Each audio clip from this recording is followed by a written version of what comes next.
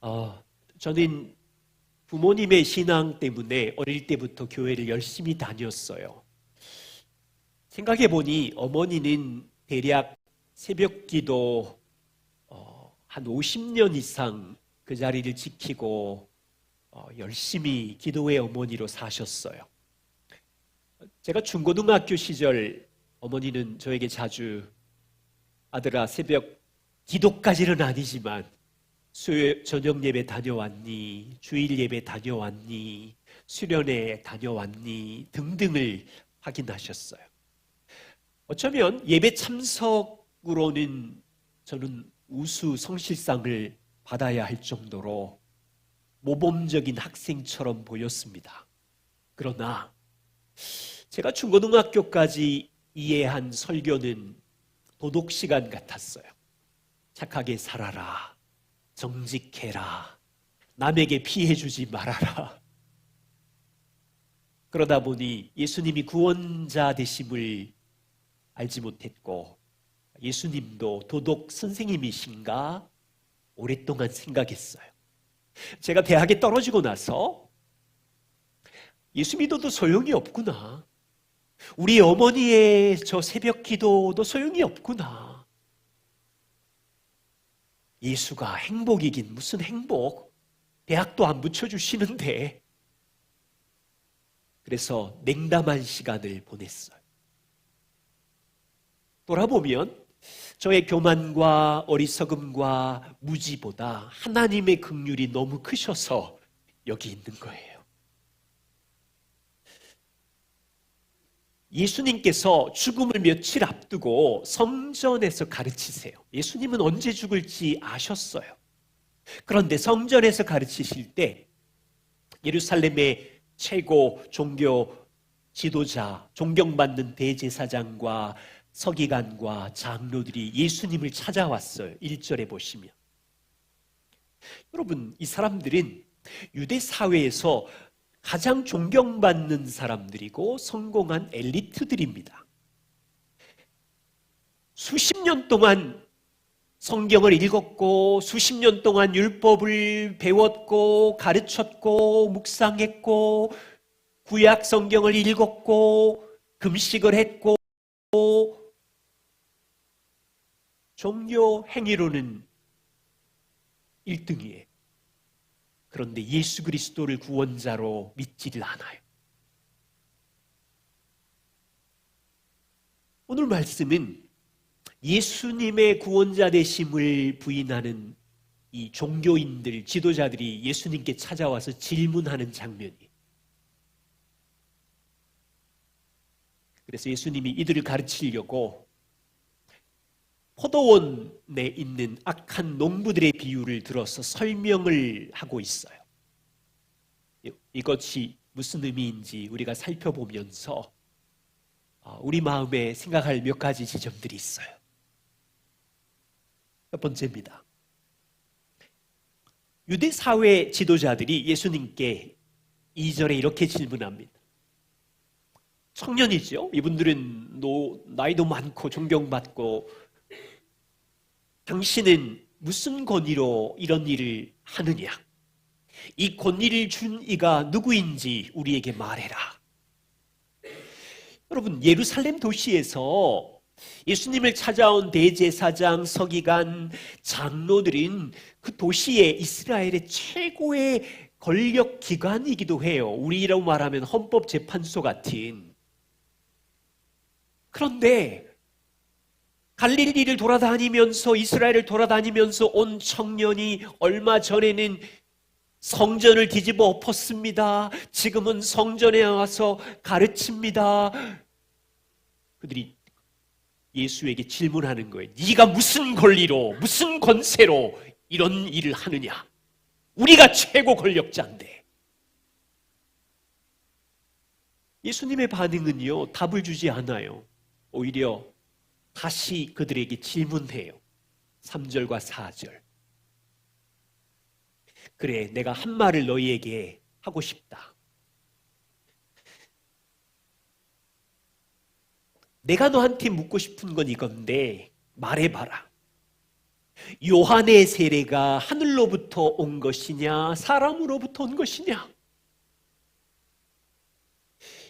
유대 지도자들이 이 질문을 듣고 모여서 쑥덕거리면서 의논하기 시작합니다. 5절과 7절을 보면 둘 중에 하나겠죠.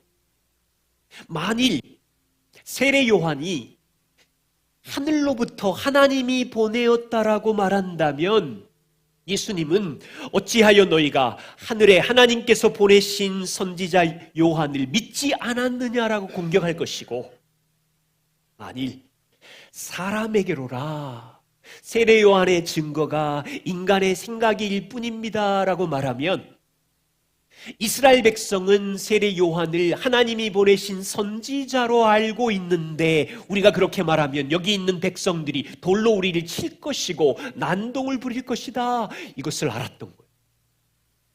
그래서 대제사장과 서기관 장로들은 우리는 모르겠다, 너의 질문에 모르겠다.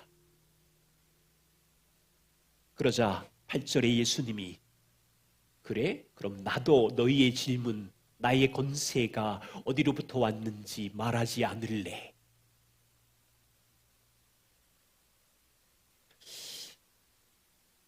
왜 예수님이 자신의 권세가 어디서 왔는지 말하지 않았을까요?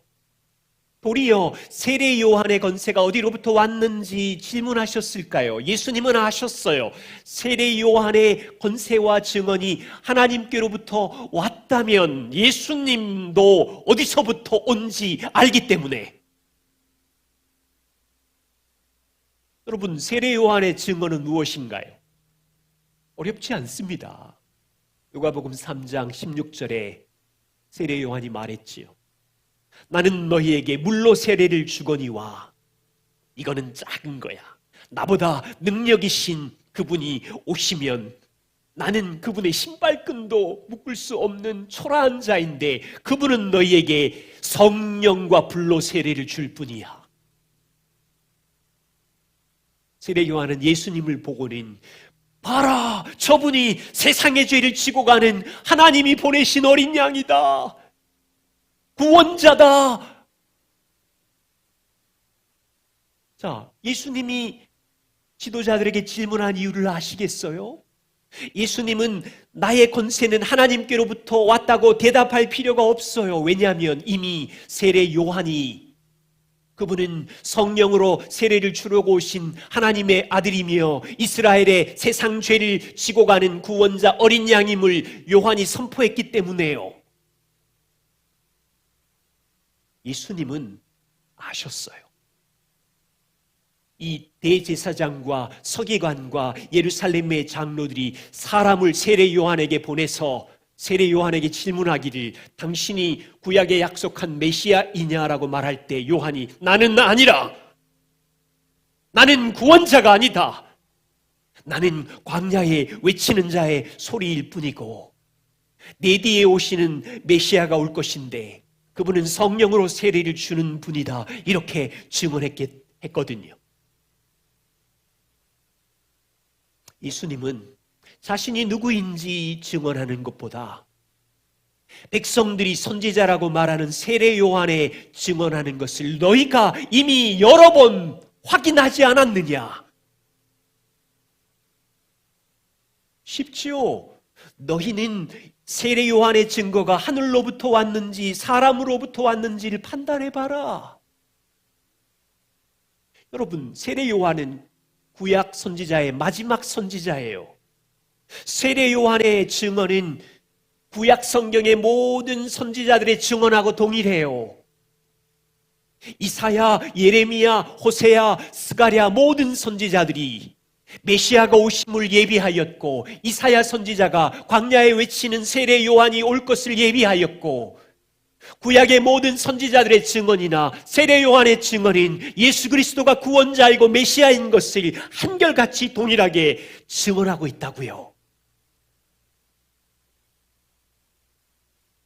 예수님의 질문의 중요한 포인트는 이것이에요. 유대 권세자들에게 너희들은 세례 요한의 증언에 대해 어떻게 생각하느냐? 하나님이 보낸 거냐, 그 사람 생각이냐, 이 말 플러스 너희들은 구약 성경을 읽지 않느냐, 모든 선지자들의 증언이 하늘로부터 하나님께서 주신 것이냐, 그 선지자들이 지어낸 것이냐, 이 질문을 하고 있는 거라고요. 그런데 유대 지도자들의 반응을 보세요. 나는 몰라. 나는 몰라. 지도자 자격이 있어요, 지금. 세례 요한처럼 자기들이 이스라엘의 지도자라면 당신이 메시아로 오신 하나님의 아들입니다. 이 아들을 보십시오. 백성들에게 가르쳐야 되는데 대체 이스라엘의 지도자, 대제사장, 서기관, 장로들은 예수님이 누군지 전혀 관심이 없어요.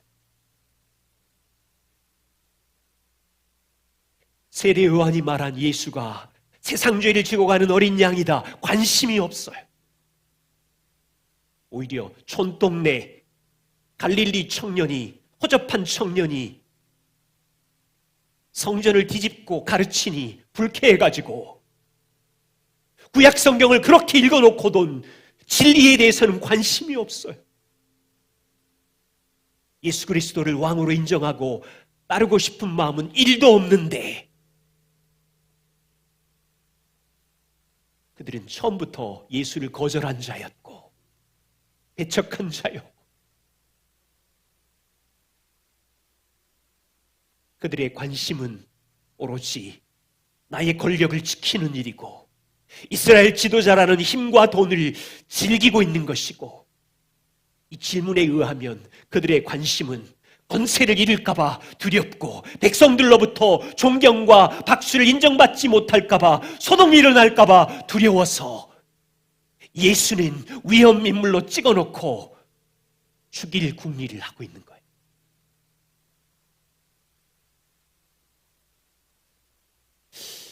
저는 이런 질문을 해봐요. 어떻게 이렇게 되었지? 여러분 생각해 보세요. 이게 고민스럽지 않아요?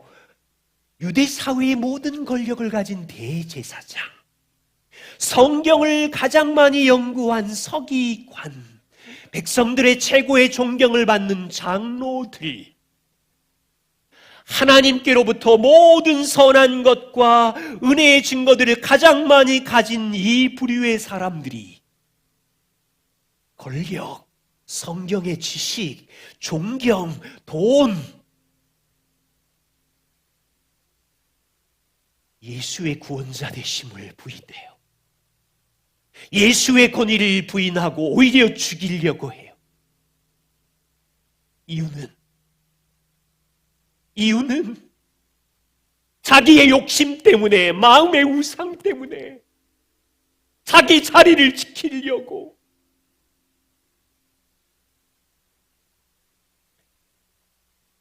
이 죄의 무서움이 보이시나요? 그냥 쉬운 질문을 하나 하면 이거예요. 저와 우리는 그리스도 안에서 모든 하나님의 선하신 복을 다 경험하고 받았잖아요. 그러면 이 복을 받은 우리들은 매일 일상의 삶에서 예수님의 구원자 되심과 주 되심을 항상 인정하며 살아갑니까? 얼마 전에 저는 도로에서 운전을 하다가 아내와 부딪혔어요.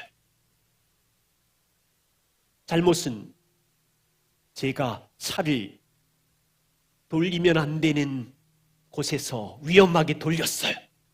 요 교회 앞에서. 여기 돌면 안 되잖아요. 조심하세요. 마침 신호는 걸렸는데 1차선에 차가 있었지만 신호가 빨간불이라서 저는 2차선에 있었는데 이 급한 나쁜 습관을 가진 제가 또 습관이 발동해가지고 쫙 돌렸더니 우리 아내의 얼굴이 울그락불그락 그러면 안 되지요 하더니 한마디 더 했어요. 목사가 그렇게 하면 안 되지.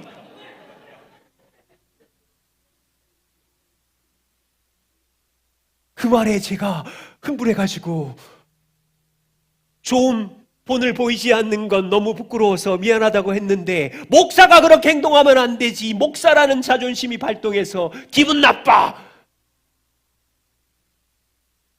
그때부터 집에 가는 10분 동안 차 안은 조용하게 정적이 흐르고, 이 기분 아시죠? 조용하게. 해가 지기 전에 화해하지 않으면 이런 갈등은 며칠 가고 골이 깊어져요. 여러분 가정에서는 아빠가 아빠답지도 않아, 엄마는 뭐 엄마도 아닌 것 같아, 그러면 꼭지가 돌잖아요.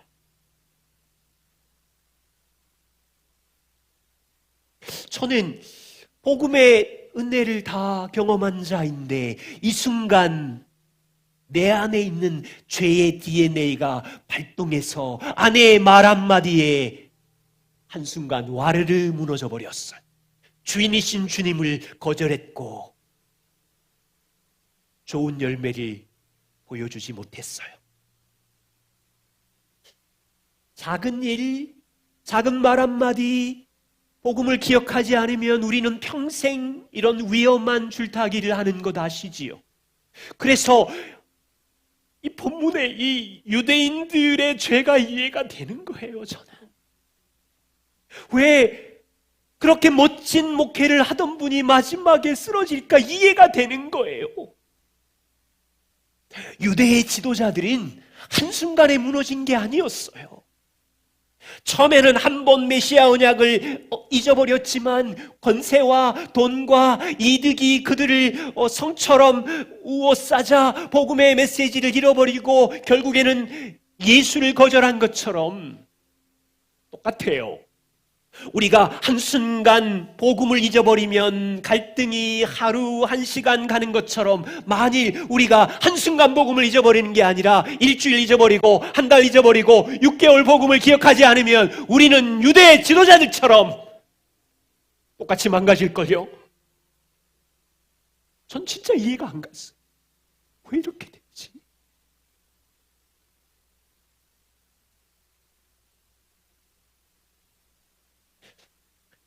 예수님은 유대 지도자들의 마음에 숨겨진 제약이 무엇인지 깨닫게 하려고 9절부터 포도원 농부의 비유를 가르치세요. 한 사람이 포도원을 만들었어요.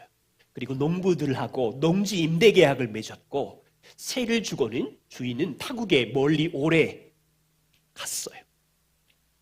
10절부터 12절에 보시면 이제 때가 되어서 주인은 포도원 소출 얼마를 농부들에게 받으려고 한 종을 보냈어요. 그런데 문제가 생겼어요.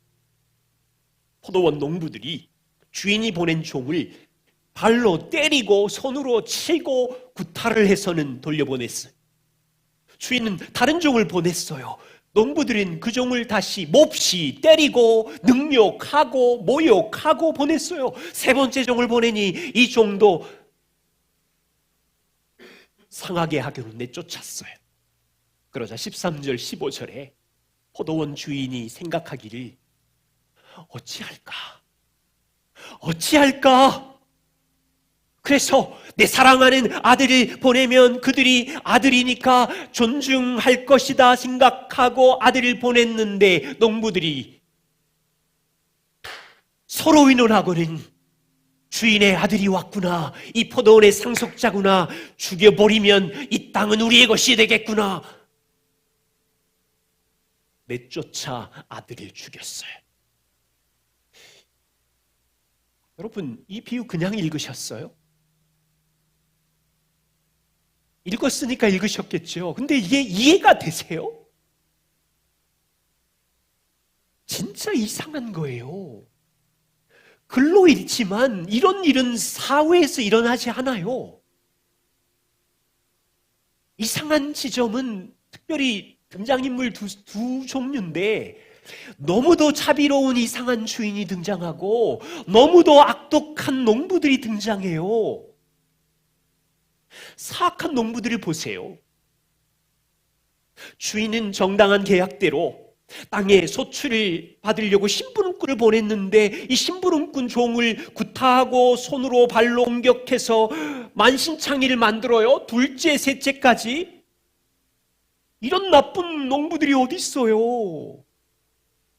그냥 우리식으로 생각해봐요. 제가 우리 집에 살 때 월세를 100만 원 낸다고 생각해 보세요.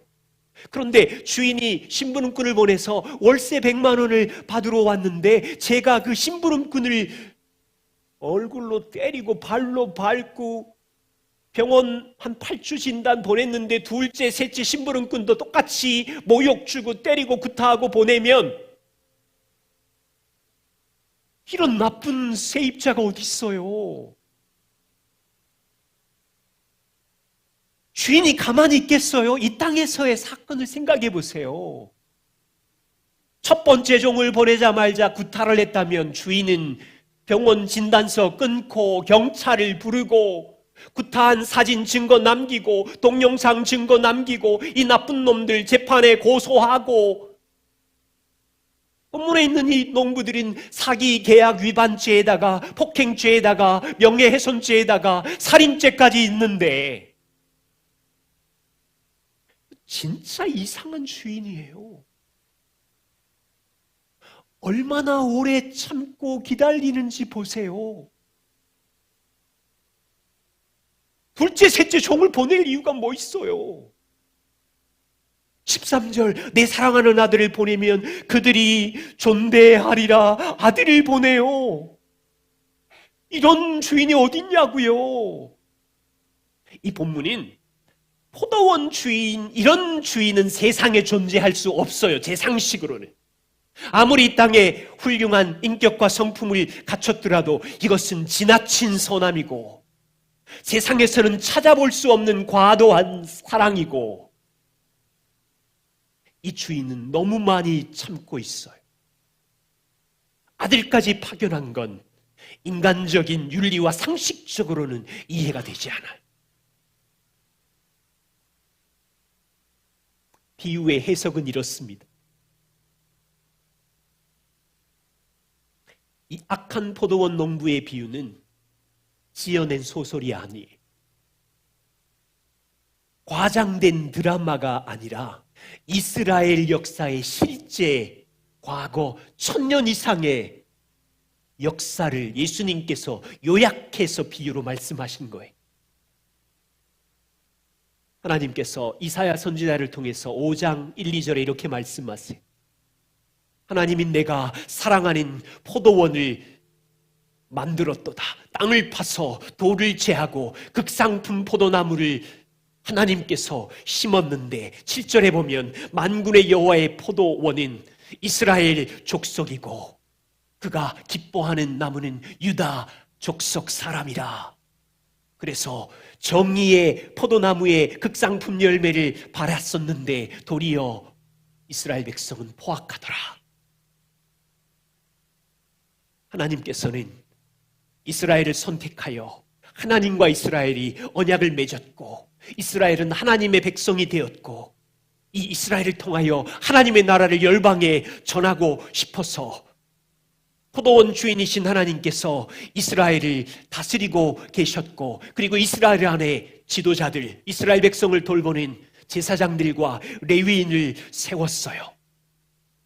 하나님은 이스라엘 포도원이 열매 맺기를 원해서 그들이 쓰러지고 넘어질 때마다 이스라엘에게 심부름꾼인 선지자들을 보내서 정신 차려라, 하나님께로 돌아와라. 이사야, 예레미야, 호세야, 스가랴, 수많은 선지자들을 역사 속에 1000년, 1500년 보내었는데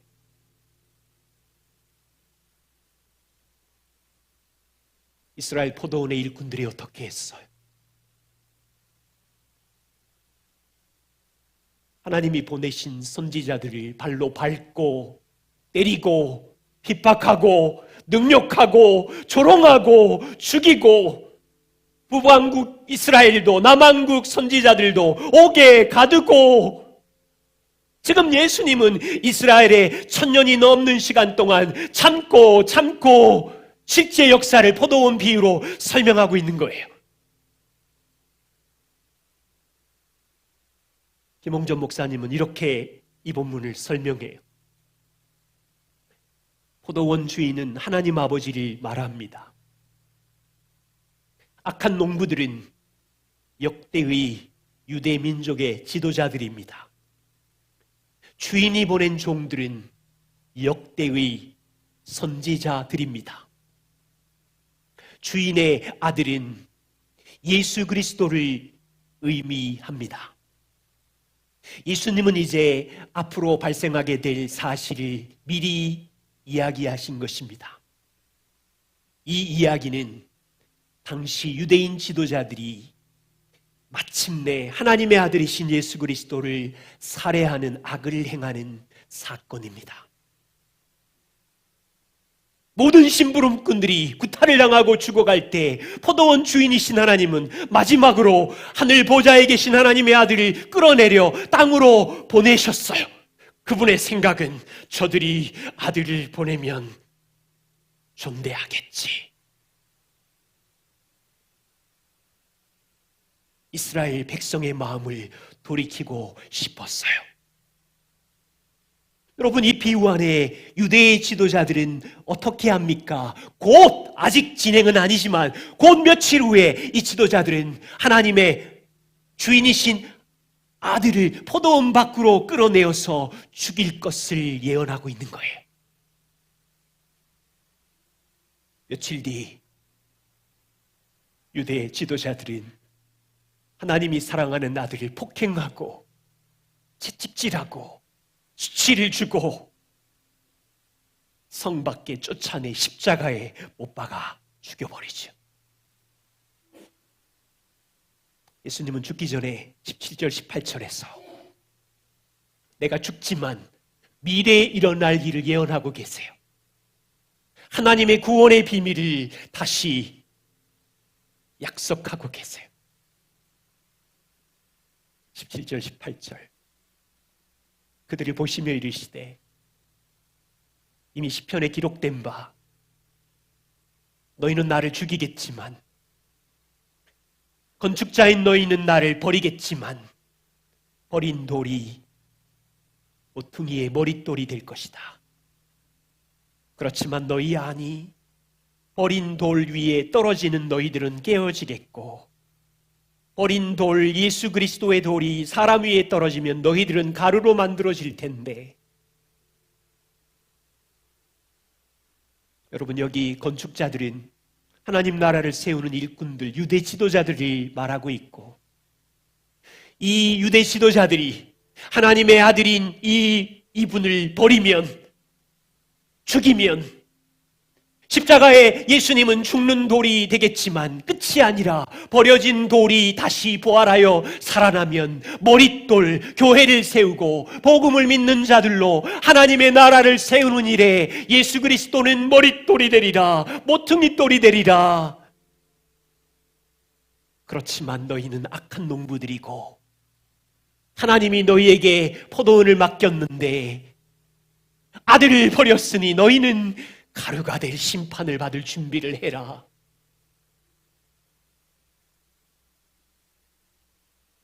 여러분 이 말씀 안에 주님은 새로운 시대를 체결할 것을 이미 알고 계셨어요.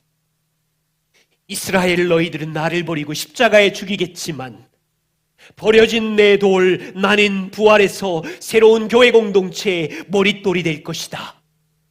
바울은 30년 후에 에베소서 2장 20절에 그리스도 예수께서 친히 교회의 모퉁이돌이 되셨느니라. 여러분 오늘 본문 이 장면은 예수님께서 십자가의 죽음 이후에 어떻게 하나님의 구원 역사가 교회를 통하여 일어날 것인지를 예언하시며 설명하고 있는 장면이라고요. 내가 죽으면 하나님의 나라의 문을 열고 교회의 기초석이 될 때 이 복음을 믿는 십자가의 피의 언약을 믿는 자들은 교회 공동체 안에 들어올 수 있는데 유대인이 들어올 수도 있고 너희가 미워한 이방인이 들어올 수도 있어서 영원한 하나님의 가족으로 지어져 갈 거다라는 사실을 발표하고 있는 거예요. 여러분들은 이 말씀을 통해서 무엇을 배웁니까?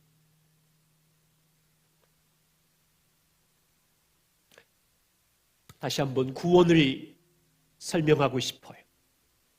이 본문을 통해서 우리는 위대하고 자비로운 왕이 어떤 분인지를 다시 한번 확인하고 있어요. 다른 비유를 하나 들어볼게요.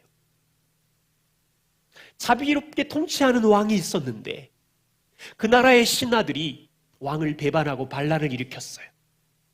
왕은 반란의 진상을 조사하려고 왕의 사신들을 반역자들에게 보냈어요. 반역자들은 왕이 보낸 사신을 한 번, 두 번, 세 번, 네 번 죽여버렸어요. 반역도 무서운 죽음인데 왕이 보낸 사신까지 죽였으니 이제 이들은 완전히 죽은 목숨이었어요. 왕은 반역자들을 불쌍히 여겨서 왕자까지 보냈는데 반역자들은 이미 우리는 끝났어, 왕자까지 잔인하게 살해하고 그 시체를 성벽에 달아버렸어. 이 정도 되면 왕은 강력한 군대를 보내서 총과 칼로 반역자들을 모조리 쓸어버리고 그들이 사는 마을을 불태워야 정상이죠.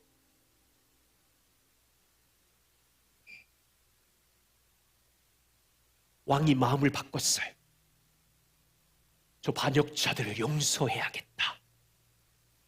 이해가 되지 않는 왕의 자비를 결심했어요. 그리고 선포하기를, 반역자들에게 내 아들이 살해한 죄를 왕인 나는 용서한다. 이제 너희는 자유의 몸이 될 수 있는데 한 가지만 인정해라. 너희가 왕에게 반역한 죄를 지었다고 그 죄를 시인하기만 해라. 내 아들의 생명을 희생하기까지 너희를 사랑한 내 마음을 알고 너희의 반역죄만 시인하면 용서하마. 여러분, 이 말은 반역자들에게 얼마나 큰 기쁜 소식입니까? 이해가 안 되죠. 너무 지나친 사랑, 과도한 사랑, 이 세상에서는 볼 수 없는 사랑. 그런데 아세요? 왕의 사랑은 용서로 끝나지 않아요. 너희가 나를 받아들이면 나의 궁궐에 와서 영원히 살 것이다. 너희가 나를 받아들이면 내 잔치상에 함께 먹고 마시며 왕국의 모든 기쁨을 누릴 것이다. 너희가 나를 받아들이면 내가 너희를 양자로 삼을 것이고, 너희가 나를 받아들이면 하늘의 모든 기업의 상속자로 삼을 것이다. 내게 있는 모든 것은 영원히 너희의 것이 될 것이다. 이 무슨 이상한 왕이 있어요? 그런 왕이 있어요? 그런 왕이 있어요? 세상에서는 찾을 수 없는 은혜의 왕 하나님. 그런데 아세요? 왕은 한 가지를 더 말해요. 한 가지를 더 말해요.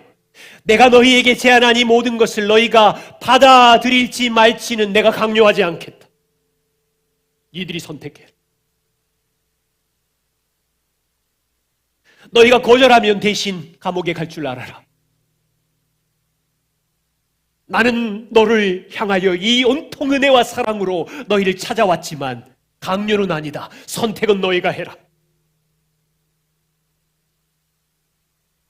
복음의 소식은 강압적이지 않아요. 그런데 각 사람에게 인격이 선택하기를 요구하세요. 왜냐하면 왕은 사악한 우리를 인격적으로 사랑으로 대하시기 때문에 우리의 의견을 존중하시는 거죠.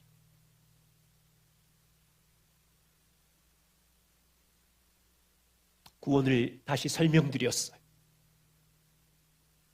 이스라엘 보세요.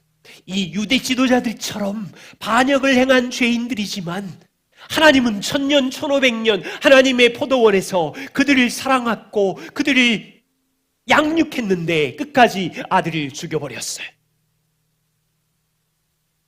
우리의 구원은 어떻습니까? 우리도 유대 지도자들처럼 반역을 행한 죄인들이 맞는데 하나님의 사랑이 너무 커서 아들의 죽으심으로 말미암아 우리의 죄를 용서하시고 우리를 교회 공동체로 불러 모아 주셨어요. 복음의 언약을 내가 믿고 여러분이 믿는다면 하나님은 그래, 우리 언약하자. 깨어질 수 없는 사랑의 언약을 너랑 하자. 새로운 언약이 체결된 거예요. 교회의 모퉁이 돌은 그리스도이시고 우리는 교회라는 포도원 안에 들어와 있는 거예요. 교회라는 포도원 안에 들어와 있다고요. 그 포도원 주인은 그리스도이시고, 중요한 거 아세요? 포도원 안에 들어와 있는 우리의 옛날의 죄는 해결되었지만 내 마음은 똑같이 죄의 DNA를 가진 죄인이에요. 유대 지도자들에게도 율법과 말씀과 모든 권한이 있지만 그들 안에 죄의 DNA가 있는 것처럼 우리도 복음으로, 은혜로 하나님의 양자가 되었고 용서받았고 위롭게 되었지만 이 땅을 살아가는 평생 동안 죄의 DNA를 가지고 살고 있는 죄인이라고요. 포도원 주인이신 주님의 사랑의 통치를 받고 살고 있지만 주인이신 주님은 교회 포도원을, 땅을 갈고 우리 안에 있는 엉겅퀴와 가시를 뽑아내실 것이고 교회 포도원 안에 있는 성도들의 마음의 죄를 버리고 아버지를 닮는 거룩한 열매를 맺기 위하여 수고하실 거예요. 왜냐하면 우리가 그의 입양된 자녀이고 왕의 기쁨과 행복을 모두 경험하게 하려고 주인은 계속해서 우리에게 은혜를 부어주실 텐데 여기 위기가 있어요. 하나님의 포도원 안에서 살아가는 동안 내 마음 안에 있는 죄의 DNA가 항상 작동하고 있다. 이게 위기예요. 그래서 씨 뿌리는 비유를 잘 생각해 보세요. 예수님께서 생명의 말씀을 막 뿌려요. 뿌리면 그 말씀이 사람들의 마음의 토양에 뿌려지죠. 이게 생명의 능력의 말씀이면 열매를 맺어야 되는데 그 토양 안에 죄의 DNA들이 작동하는 거예요. 마음 안에 길가밭, 돌짝밭, 가시밭. 우리가 찬양하고 말씀을 듣지만 이 생명의 말씀이 뿌려지지만 우리 마음 안에 이 밭의 종류들의 DNA가 작동을 하는 거예요. 지난주에 아내랑 아이들이랑 직장에서 갈등으로 다툰 일에 죄의 감정이 남아있는 거예요. 아침에 교회 오는데 가족들끼리 차 안에서 부딪힌 것들이 예배를 드리는 시간 안에 작동하게 되면 우리 마음이 딱딱해져서 길가밭이 되어버리고 생명의 말씀이 뿌려지지만 열매 맺지 못하게 되는 거죠. 찬양할 때는 손들고 눈물을 흘리지만 말씀을 들을 때는 내 마음 안에 감격이 일어나지만 예배를 드리고 돌아가면 월요일부터 토요일까지 우리 마음 안에 있는 바위들, 우상들, 마음의 깊은 수치심의 돌들, 죄책감의 돌들, 사람에게 버림받은 상처의 돌들, 고집스러운 자기의의 바위들, 이게 주신 말씀은 어디 갔고 다 잊어버리고 열매를 맺지 못하게 하는 거예요. 주일날 포도원 안에서 주님의 생명의 말씀을 듣지만 마음의 가시들이 여러분 안에 마음속에 있어서 설교는 들리는데 세상의 염려의 가시가 나를 찔러서 열매 맺지 못하게 하고 세상의 재물을 탐하는 가시가, 쾌락의 욕망의 가시가 여러분을 찔러서 말씀이 우리 마음 안에 열매 맺지 못하도록 하는 이 무서운 포도원 안에서의 현실. 포도원 주인은 땅을 갈고 우리를 거룩한 열매 맺도록 하고 싶으신데 한평생 한 사람이 한 가지의 밭으로 사는 것은 아니지요.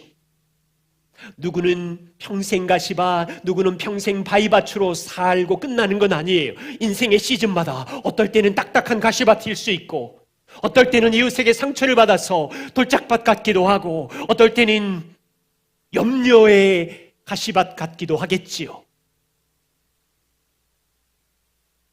우리는 네 종류의 다양한 밭을 경험하면서 포도원 주인이 다스리는 인생 안에 초대된 성도들이,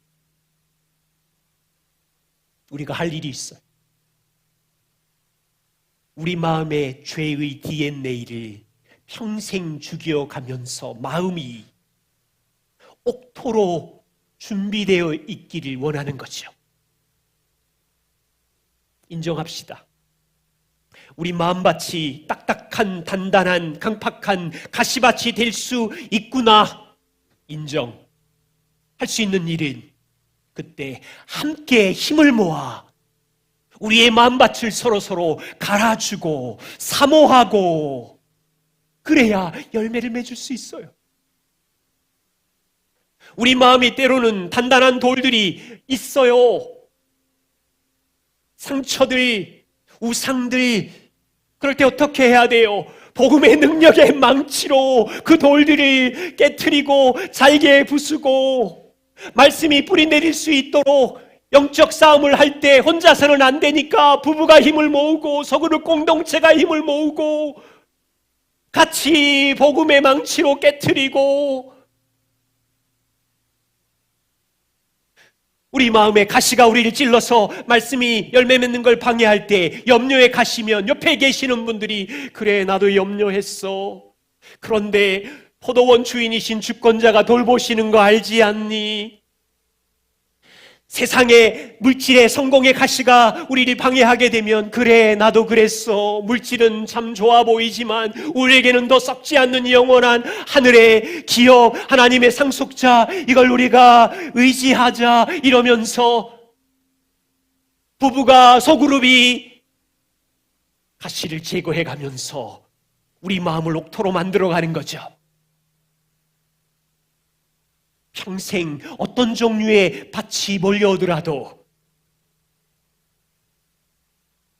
복음을 기억하고 우리 마음을 옥토로 준비할 수 있다면, 교회 공동체가 함께 우리의 마음의 토양을 옥토로 유지할 수만 있다면, 포도원 주인의 은혜로 이 공동체는, 가정은 열매를 맺겠죠.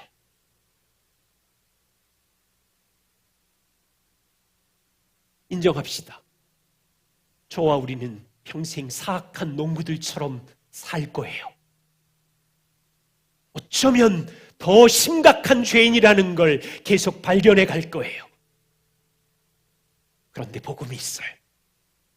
포도원 주인이신 주님이 우리를 과도하게 사랑하셨고 이해되지 않을 정도의 선하심으로 찾아오시기 때문에, 용기를 가지고 용서를 구하고 내 죄를 고백하고, 용기를 가지고 내 마음에 있는 우상의 돌들을 깨트려 달라고 힘을 요청하고,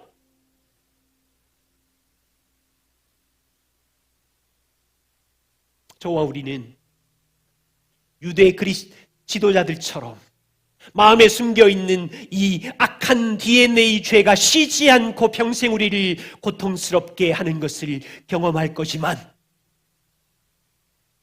포도원 주인이신 주님이 우리의 땅을 갈고 엎고 돌보고,